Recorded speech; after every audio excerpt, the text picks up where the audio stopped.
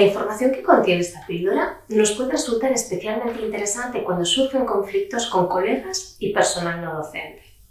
El esquema de intervención y las habilidades a poner en práctica no cambian mucho respecto a la intervención con otros colectivos. Sin embargo, el contacto diario e intenso con mis colegas me da una información acerca de cómo son y cómo se comportan que puede ser muy útil a la hora de resolver un conflicto. Enrique Sacanel nos recomienda prepararnos bien antes de abordar un conflicto. Desde su punto de vista, es bueno reflexionar sobre la forma de ser de la otra parte y tratar de anticipar sus respuestas y reacciones. Es verdad que una persona puede reaccionar de 1000 maneras diferentes, pero nos puede ayudar a conocer cuáles son los estilos de afrontamiento más habituales ante los conflictos.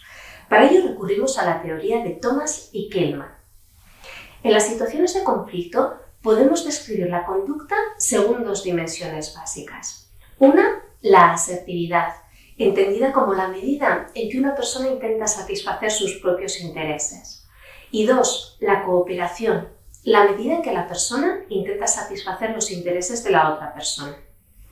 Estas 2 dimensiones básicas de la conducta pueden utilizarse para definir 5 modos para resolver los conflictos. ¿Y cuáles son estos 5 modos? Son competir, colaborar, alcanzar un compromiso, eludir y complacer. El modo competidor es asertivo y no cooperativo. Está orientado hacia el poder.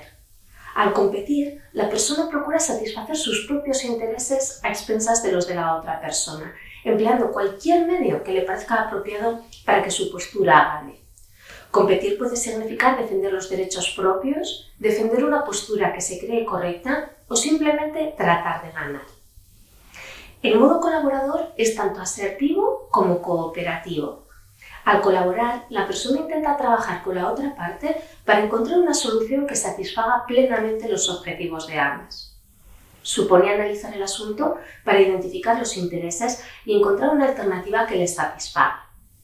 La colaboración entre 2 personas puede tomar la forma de explorar un desacuerdo para conocer el punto de vista de ambas personas, resolver una situación que de otro modo los haría competir por un recurso o confrontar y tratar de encontrar una solución creativa a un problema interpersonal.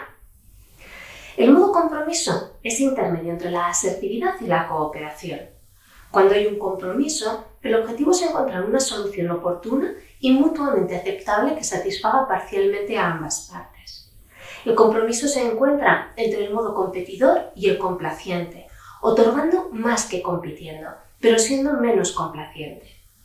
Asimismo, el compromiso implica enfrentarse a un asunto más directamente que si se elude, pero no analizarlo tan profundamente como lo requiere la colaboración. Esta conducta puede significar partir la diferencia, intercambiar concesiones o intentar una rápida solución intermedia. El modo eludir no es asertivo y no es cooperativo. Al eludir, la persona no persigue inmediatamente ni sus intereses ni los de la otra persona. No habla del conflicto.